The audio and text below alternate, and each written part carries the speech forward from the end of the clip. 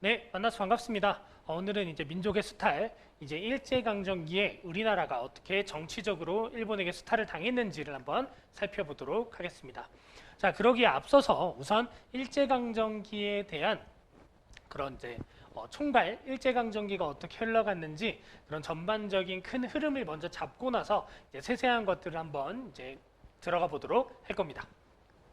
자, 우리나라가 일본한테 국권피탈이 언제 됐죠? 1910년 됐죠. 그래서 이제 일제강점기를 어떻게 나눌 거냐면 1910년대, 20년대, 3, 40년대 이렇게 좀 크게 먼저 나눠서 살펴볼 겁니다. 그래서 우선 1910년대고요. 자, 일본이 우리나라를 지배하고 나서 우리나라를 식민지로 만들고 나서요. 이제 강력하게 힘으로 찍어 누르는 그런 통치를 하게 되는데 그 통치를 뭐라고 부르냐면 무단 통치라고 부릅니다. 그래서 공포 정치, 힘을 통해 찍어 누르는 그런 억압하는 그런 정치라고 보면 되고요. 그래서 말 안 들으면 어떻게 하겠어요? 말 안 들으면 때리고 그런 자유나 이런 것들 허용하지 않고 이제 이런 식이라고 보면 됩니다. 여러분, 지렁이는 밟히면 어떡하죠? 꿈틀하죠. 우리 민족은 밟히면 어떻게 합니까? 저항합니다. 바로 3.1 운동을 하게 되는데요. 그래서 이 일본의 무단 통치는 언제 끝이 나게 되냐면 1919년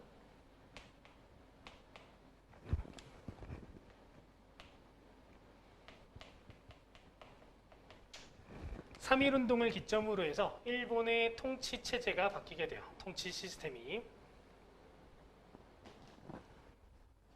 오늘 쓸 양이 많아서 이렇게 길게 빼는 건 아니고 칸 조절이 잘 되면 이번 시간과 다음 시간 필기를 한 판에 다 한눈에 볼 수 있게 할 수 있을 것 같아서 이렇게 우선 좀 길게 빼보도록 하겠습니다. 실패할 수도 있으니까 우선 좀 양해를 해주세요.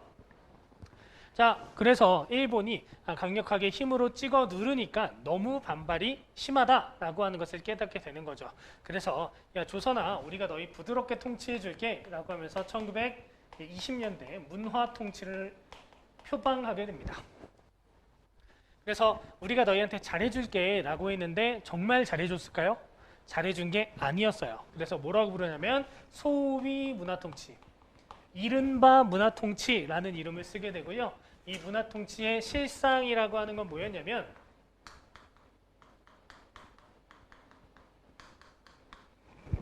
기만 통치였습니다. 얘들아, 기만이 뭐야? 기만 뜻이 뭔가요? 이게 막 선배들한테도 많이 물어보고 이랬거든요. 그랬더니 기만 무시하는 거예요. 뭐 일본 사람들이 우리나라 사람들 보면 조센진 흥! 뭐 이렇게 무시하는 건가요? 아니겠죠. 또 어떤 선배는 놀리는 거래요. 조센진 뭐 이렇게 놀리는 걸까? 아니겠지. 기만이라고 하는 건 뭐냐면 속이는 겁니다. 아까 이제 일본이 이제 너희 조선인들한테 되게 부드럽게 잘해줄게 라고 하면서 여러 가지 조치들을 취하게 되는데 그게 정말 잘해준 걸까요? 그게 아니라는 거예요.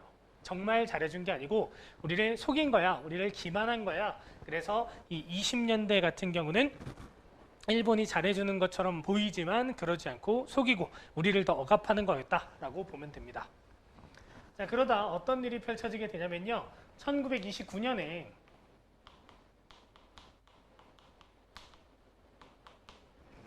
대공황이 발생하게 돼요. 여러분, 1920년대는 전 세계적으로 자본주의가 쭉쭉쭉 성장했던 시기입니다. 그런데 그러다 대공황이라고 하는 어마어마한 위기에 봉착하게 되는데 얘들아, 공황은 생산력이 부족해서 생기는 것 같아요? 과잉돼서 생기는 것 같아요? 생산력에 과잉으로 생기는 겁니다. 물건이 너무 많이 생산됐어요. 생산이 되니까 물건이 팔려 안 팔려? 안 팔리죠. 물건이 안 팔려니까 회사가 어려워서 어떻게 했어요? 노동자들을 해고했어요. 노동자가 돈이 있어요, 없어요? 없어요. 없으니까 못 사요. 못 사니까 안 팔려요. 안 팔리니까 해고해요. 해고하니까 돈이 없어요. 없으니까 못 사요. 못 사니까 해고해요. 해고하니까 없어요. 없으니까 못 사요. 못 사니까 해고해요. 이제 이런 식의 악순환의 고리가 발생하게 되는 거죠. 어마어마한 실업자들이 막 양산되고 그런 경제 위기가 오게 되거든요. 이것을 극복하기 위해서 여러 나라들에서 정책을 펼치게 되는데 미국 같은 경우 뭐가 커? 땅덩어리가 크죠. 그래서 거기에 많은 돈을 투입하는 겁니다. 그래서 뉴딜 정책이라고 국가의 기반이 되는 뭐 도로 놓고 댐 놓고 뭐 건설 이런 것들에 어마어마하게 돈을 쏟아붓어요. 그런 것들 하려면 돈도 많이 필요하죠. 뭐도 많이 필요해요? 노동력도 많이 필요하죠. 그래서 노동자들을 고용해요. 고용하니까 돈이 생기죠. 돈이 생기니까 물건을 사요. 물건이 팔리니까 고용해요. 고용하니까 돈이 생겨요. 생기니까 사요. 사니까 팔려요. 팔리니까 고용해요. 고용하니까 돈이 생겨요. 생기니까 사요. 사니까 팔려요. 이제 이런 식의 긍정적 순환의 고리를 만들려고 했던 것이 뉴딜 정책이었던 겁니다. 그리고 영국과 프랑스 같은 경우는 식민지가 많이 있죠. 그래서 식민지를 큰 블록으로 묶어서 이제 극복하려고 하는 식민지 블록화 정책을 펼치려고 했고요. 그런데 독일이나 이탈리아나 뭐 이런 데들은 식민지가 없었단 말이야. 그래서 어떻게 해요? 식민지를 뺏어오자라고 하는 식민지 쟁탈 전쟁을 펼치게 됩니다. 일본 역시 마찬가지 선택을 하게 되는 거예요. 그래서 1931년 일본이 무엇을 일으키게 되냐면 만주사변을 일으키게 됩니다.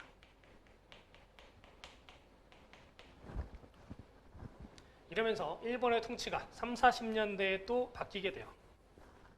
미안합니다.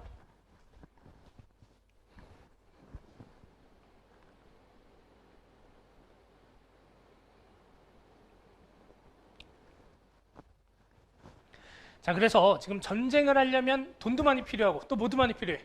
사람도 많이 필요하죠. 그래서 전쟁 물자들이 많이 필요한데 얘들아, 니네 일본이 전쟁하는데 나갈 거예요? 안 나갈 거죠? 왜 안 나갈 거예요? 아니, 우리나라도 아니고 왜 나가요? 그것 때문이에요. 그러니까 우리나라, 니네 나라, 우리 민족, 너희 민족이라고 하는 개념을 없애버리면 이제 그런 것들에 대한 수탈, 전쟁 물자 수탈, 그다음 전쟁 동원, 전시 동원 이런 것들 할 수 있지 않을까라고 해서 조선 민족이라고 하는 개념을 없애버리는 그런 잔혹한 정치를 펼치는 게 이 3, 40년대의 민족 말살 통치입니다. 그런데 이것이 언제 더 심해지게 되냐면요. 여기 있는 거는 뭐 가볍게 그려놓으셔도 돼요. 지금 슬프지만 이렇게가 일본 땅이잖아. 이렇게가 일본 땅인데 이제 일본이 이것을 극복하기 위해서 31년에 만주사변을 일으키게 됩니다. 그리고 나서 이제 어디를 공격하게 되냐면 계속 중국하고 마찰이 있었겠죠. 그러고 나서 37년에 중일전쟁을 일으켜요. 야, 일본 니네 그러지 마. 만주사변 일으킬 때부터 그러지 마 라고 계속 이제 세계에서 그랬거든요. 그래서 막 국제연맹에서도 탈퇴하기도 하고요. 그리고 지금 막 지원이나 이런 것도 끊겠다고 해요. 그러니까 일본이 어디까지 공격을 하게 되냐면 41년에 진주만을 공습하게 되면서 태평양 전쟁까지 일으키게 돼요. 완전 전쟁 미치광이가 돼가게 되는 거죠. 그래서 이 민족 말살 통치 같은 경우는 37년 중일 전쟁을 기점으로 해서 더욱더 심화되는 모습이 나타난다. 그래서 실질적으로 요 마지막 칸에 있는 거는 대부분 40년대에 일어난 거야 라고 하는 것도 여러분 간단하게 봐두시면 될 것 같습니다. 됐나요? 네, 이게 이제 일제강점기의 개관이고요. 이제 본격적으로 일본이 어떻게 이제 우리를 수탈했는지 이제 정치부터 한번 살펴보도록 하겠습니다.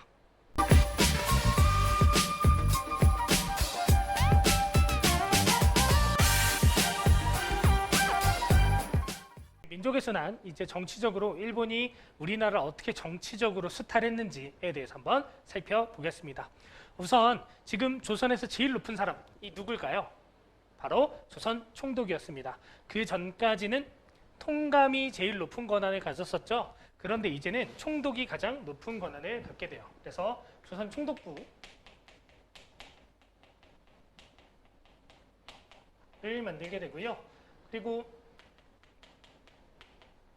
조선 총독부에서 총독이 어마어마하게 강한 권한을 갖게 되고, 그리고 이 조선 총독은 어떤 사람만 왔었냐면 오직 군인 출신만 오게 됩니다.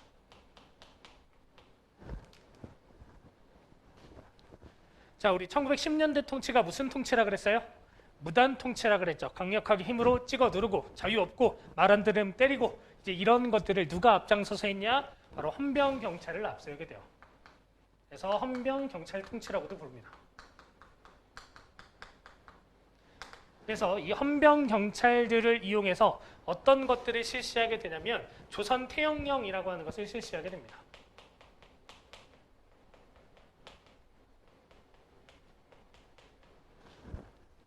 말 안 들으면 때리는 건데 왜 조선 태형령이냐? 일본 사람 안 때려요. 외국인 안 때려요. 누구만 때려요? 조선 사람만 때려요. 왜? 조선 사람은 맞아야 말을 듣는다. 여러분, 한국 사람, 조선 사람은 맞아야 말을 들어 라는 얘기 혹시 들어본 적 있습니까? 여러분들은 아마 들어본 적이 거의 없을 건데요. 쌤 어렸을 때만, 라떼이 초이스 아닙니다. 쌤 어렸을 때, 여러분 부모님 어렸을 때는 그런 얘기를 하시는 분들이 간혹 있었어요. 역시 한국 사람들은 맞아야 말을 듣는다. 이제는 그것도 일본의 잔재였다라는 거죠. 근데 그런 것들이 이제 점점점 없어져가는 모습, 그런 것들을 이제 눈으로 확인하게 되는 게 아닌가 싶습니다. 그러면 그렇게 맞을 만큼 잘못된 일 뭐가 있었냐면 두세 사람 이상 모여서 떠들기, 덜 익은 감 팔기, 그다음 나뭇가지 꺾기, 이런 것들, 옷 우통 벗고 다니기, 이런 것들도 다 태형감이었어요. 선생님 못 맞으겠으면 어떻게 해요? 뭐 벌금 100원 때리거든요. 여러분 벌금 100원, 그냥 제가 뭐 초콜릿 하나 안 먹고 낼게요. 이렇게 낼 수 있는 돈일까? 아니라 그랬죠. 여러분 그 당시 뭐 우리 쌀값으로 환산하고 이렇게 되면 대략 1원이 10만 원, 15만 원 정도 한다 그랬잖아. 그러면 15만 곱하기 100 하면 1,500만 원. 여러분 떠들어서 1,500만 원. 나뭇가지 꺾어서 1,500만 원 낼 수 있나요? 못 내죠. 그럼 어떻게 해야 돼요? 몸으로 때우는 거죠. 그래서 이제 1원당 한 대씩 맞는 겁니다. 1원당 한 대씩. 그런데 이제 하루에 30대 이상 못 맞게 돼 있거든요. 그러니까 떠들다 걸리면 3박 4일 동안 맞는 거예요. 어마어마하게 무서운 그런 시기였던 거죠. 그래서 이 헌병 경찰들에게는 어떤 권한을 갖고 있었냐면 즉결 처분권 갖고 있었어요. 그냥 지나가다가 막 떠들고 있어. 야, 너 뭐 법원에 가고 재판을 받고 이런 거 아니고 너 그냥 벌금 100원 못하겠으면 맞아 라고 때렸다라는 거죠. 그러니까 그렇게 힘으로 찍어 눌렀던 그런 시기가 1910년대입니다. 당연한 얘기지만 언론, 출판,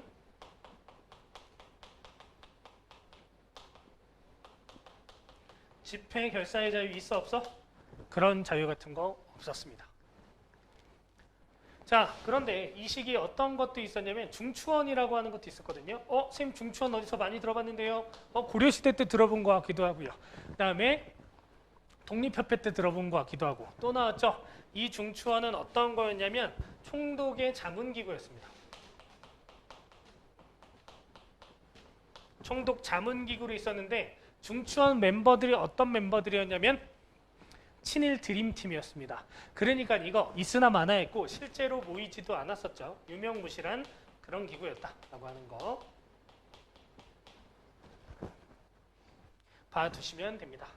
자, 이때의 사진을 가장 잘 나타내는, 이때의 상황을 가장 잘 나타내는 그런 사진 한 장을 꼽아라 라고 하면 졸업식 사진들을 많이 꼽게 됩니다. 졸업식 때 되게 딱 앉아 있는데 누가? 교사로 보이는 사람이 뭘 차고 있어요? 칼을 차고 있는 칼찬 교사의 사진. 이 당시의 공포, 억압이라고 하는 분위기를 잘 보여주는 거죠. 막 칼로 찌르고 막 이러진 않았겠지, 교사가. 그런데 어떤 모습들이 나타나는 거예요. 수업 시간에 떠들거나 잘 안 듣거나 지금 온라인 클래스 켜놓고 막 그러고 있어요. 그러면 칼을 싹착 빠가로 이러면 그 칼소리 막 서슬퍼런 그 칼이 싹탁 무섭죠. 그러니까 일본 사람들은 무서운 사람들이야, 말을 잘 들어야 돼 라고 하는 공포를 각인시키는 그런 통치가 바로 이 1910년대의 모습이었다라고 여러분 보면 되겠죠. 이것이 1910년대의 모습입니다. 자, 그러다가 이런 억압 속에서 우리가 이제 1920년대로 넘어가면서 3.1운동을 하게 되죠. 1919년 3.1운동을 하게 되죠. 그러면서 이제 일본 사람들이 깜짝 놀라게 된 겁니다. 야, 힘으로 찍어 눌러서는 안 되겠구나. 이제는 우리가 부드럽게 해줄게 라고 하는 문화 통치가 일어나게 되는데 이 문화 통치의 목적이 뭐였냐. 소위 문화 통치의 목적은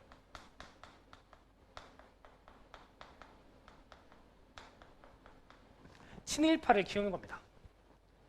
그러니까 조선 사람들의 적은 조선인으로, 과거에 10년대는 조선인들이 일본인을 싫어했다면, 일본인을 적대시했다면 이제는 누구를 적대시하는 거예요? 조선의 적은 조선인, 조선인의 적은 조선인이라고 하는 구도를 만들게 되는 겁니다. 자, 일본이 어떤 것들을 우리한테 해준다고 했었냐면, 야 얘들아, 지금 니네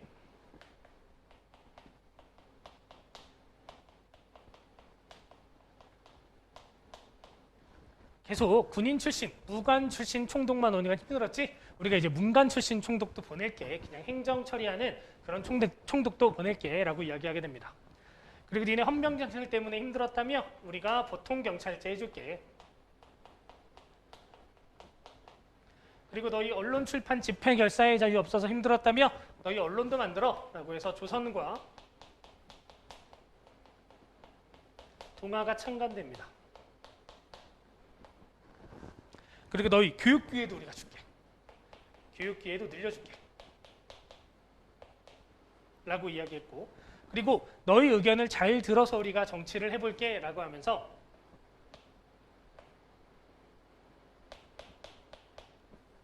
지방자치, 지방자치제에 대한 기회도 준다고 합니다.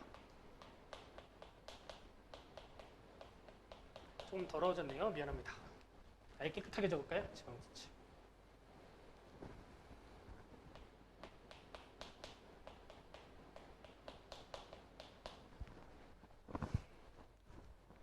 그래서 이런 것들만 보면 지금 우리한테 굉장히 잘 해주는 것처럼 보이죠.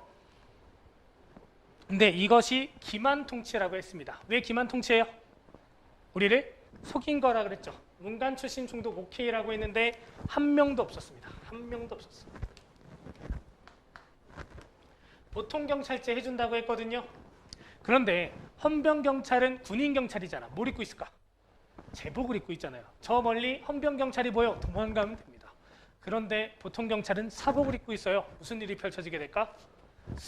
자, 가자 이러고 잡혀가는 그런 공포심이 더욱더 늘어나게 됐고요. 거기에다가 인원, 예산 다 3배 이상 늘리게 됩니다. 그리고 1920년대 우리나라에 사회주의가 들어왔던 그런 시기거든요.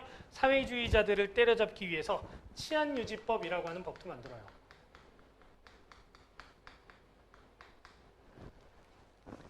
자, 조선동아 창간 시켜줬는데 그런데 이것에 대해서 엄청나게 검열했고요. 그 검열에 통과하지 못하면 정간, 폐간 등등 시켰습니다. 자, 그래서 이 당시에 신문이나 이런 것들을 보면 어떤 신문들이 되게 많았냐면 자, 신문이 이렇게 있어요. 신문이 뭐 땡땡일보, 땡땡신문 뭐 이렇게 있을 거잖아. 그런데 쭉 이렇게 신문 써온 걸 읽어보는 거야. 읽어보다가 요시, 좋아, 오케이. 이건 철학피할 모독한 내용 아니야. 이러면서 매직으로 찍 거버리는 거야. 그러면 이거 내용 지워서 나가는 거야. 그래서 어떤 신문들이 많았냐면 이렇게 구멍난 신문 이런 신문들도 있었고 심지어 백지로 이건 뭐 저항의 의미였겠죠. 이렇게 백지로 나갔었던 그런 적도 있었다라고 하는 거 검열청간 같이 보면 됩니다.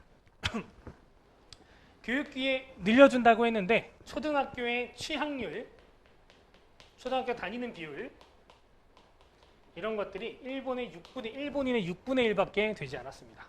굉장히 초등적인 교육만 시켰는데 그 초등적인 교육도 6분의 1 수준에 지나지 않았다라고 하는 거. 그리고 이 지방자치제도 그냥 친일파를 키우기 위한 거였어. 지방자치제 한다고 나름 어떤 것들 만들었었냐면 뭐 협의회라든가 평의회라든가 이런 것들 만들기 시키거든요. 각 지역 단위로. 그런데 이것이 잘 되지는 않았다라고 하는 것까지 여러분 봐두시면 됩니다. 됐나요? 네. 그리고 나서 이제 1930년대, 40년대 민족 말살통치. 오늘 목소리도 좀 안 좋고 목이 좀 아파가지고 목도 좀 아프고 그런데 계속 말도 꼬이고 이러네요. 미안합니다.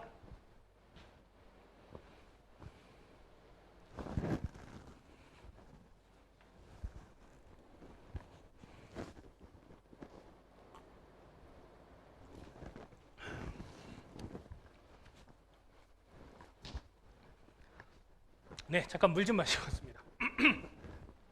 네, 이제 30, 40년대의 민족 말살 통치에 대해서 한번 살펴볼 건데요. 30년대 전반부에는 크게 달라진 것이 없었어요. 크게 달라진 건 없었고 그냥 신사참배를 강화하는 정도의 모습이 나오게 됩니다. 얘들아, 근데 신사참배를 이때만 했다는 거야? 아니면 이때 더 강화했다는 거야? 이때 더 강화했다라는 겁니다. 그러니까 신사참배라고 하는 것은 키워드가 된다 안 된다? 특정 시기를 나타내주는 키워드는 되지 않는다라고 하는 거 여러분 봐두면 될 것 같고요. 그리고 이 본격적으로 펼쳐졌었던 30년대 후반부, 40년대의 모습들을 이제 살펴볼 건데 어떤 일들이 펼쳐지게 되냐면 우리가 이때를 이해하기 위해서 이제 가상의 인물 하나를 등장시킬게요. 호돌이라는 인물을 등장시키겠습니다. 호돌이가 요즘 고민이 많아요. 왜냐하면 학교 갈 때마다 맨날 맞고 이러거든요. 누구한테 맞냐면 교사한테 맞아요. 쌤들한테. 자, 1교시 전에 담임쌤이 들어오셨어요. 나카무라, 미츠코 막 이러면서 출석을 부릅니다. 네네, 호돌이 나와. 막 두드려 패요. 호돌이 막 두드려 패고. 2교시, 자 오늘은 노래를 한번 불러보겠습니다. 그 전에 호돌이 나와. 두드려 패요. 자, 오늘은 이제 체육, 축구를 할 건데 그 전에 호돌이 나와. 막 패요. 막 다리로 차고 막 이래요. 자, 호돌이 막 이렇게 두드려 맞는 거야. 그러다 어느 날 담임쌤이 부릅니다. 호돌아, 지금 너 왜 이렇게 학교를 힘들게 다니니? 너 빨리 이름 바꾸고 그래야 되잖아. 빨리 상시 개명해야 되잖아. 그랬더니 이제 호돌이가 우리 아빠가 절대로 안 시켜준다 그랬어요. 우리 아빠는 지금 이제 우리가 1번한테 지금 지배를 당하고 있는 거지 이제 벗어날 수 있다 그랬어요. 호돌아, 그거는 너희 아빠가 무식해서 그래. 잘 몰라서 그래. 이제 선생님이 이제 좋은 얘기, 비밀 얘기 몇 가지 해줄게. 사실 말이야, 조선인과 내지인, 일본인은 한 몸이야. 내선일체야 라고 이야기합니다. 네? 내선일체요? 이것도 옆으로 쓸게요. 조금. 내지인과 조선인은 한 몸이야. 왜냐하면 일본과 조선의 조상이 같거든. 당군 할아버지가 일본 천조 대신 동생이야 라고 이야기를 하게 됩니다. 일선동족, 같은 조상을 갖는다. 그러니까 호돌아, 너 집에 가서 빨리 창씨 개명해달라고 해 라고 이야기하는 겁니다.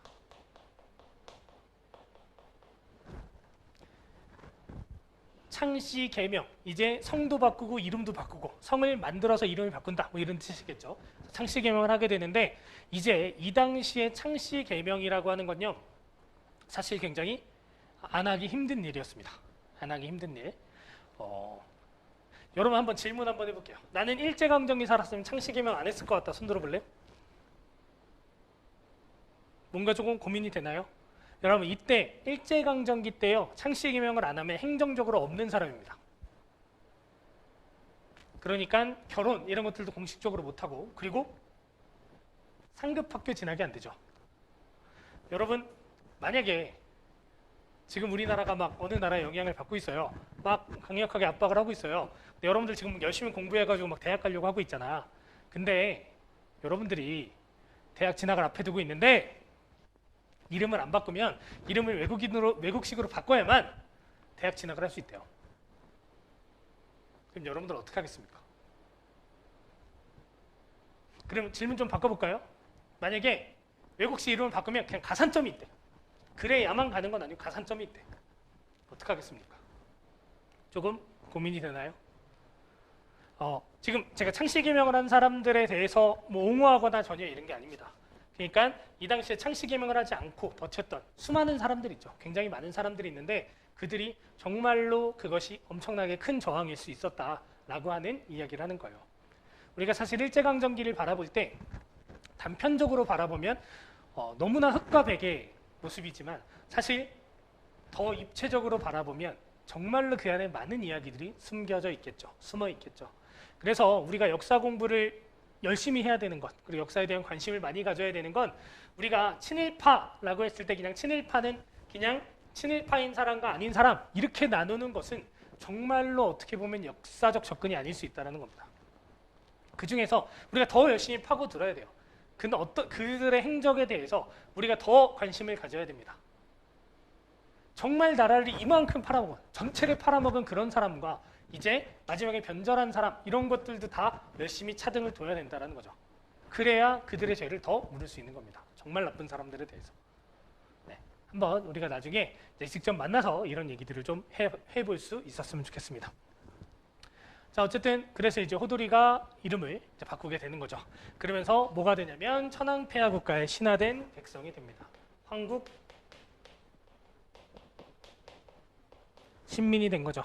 그래서 매일 한국 신민 서사 같은 것들도 암송을 하게 돼요. 나는 천황폐하의 뭐 신실한 뭐 그런 거예요라고 막 외우는 뭐 이런 거거든요. 이게 우리나라 그런 국기에 대한 경례의 모티브가 되었다라고 알려져 있는 뭐 그런 거기도 하죠.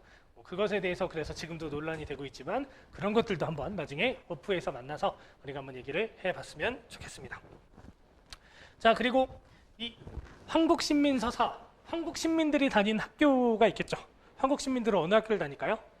한국 시민 학교를 다니게 됩니다. 그래서 이때 학교 이름이 국민학교로 바뀌게 돼요. 그리고 천황폐하 계신 궁성을 향해서 허리 숙여 절하는 궁성요배도 나오게 되고요. 그리고 학교에서 조선어, 조선사가 이제 금지됩니다. 사실은 수의 과목이라고 해서 선택 과목이 되는데 이 분위기에 선택할 수 있는 학교가 한 군데도 없겠죠. 그래서 실질적으로 금지되는 이제 이런 시기가 1940년대라고 보면 됩니다. 그래서 여기까지 이제 정치적 수탈을 봤는데 여러분들 내용이 너무 많죠. 내용이 많은데 하나하나를 그냥 단순히 암기하려고 하면 안 됩니다. 10년대와 20년대와 3, 40년대의 이미지를 갖고 있어야 돼요.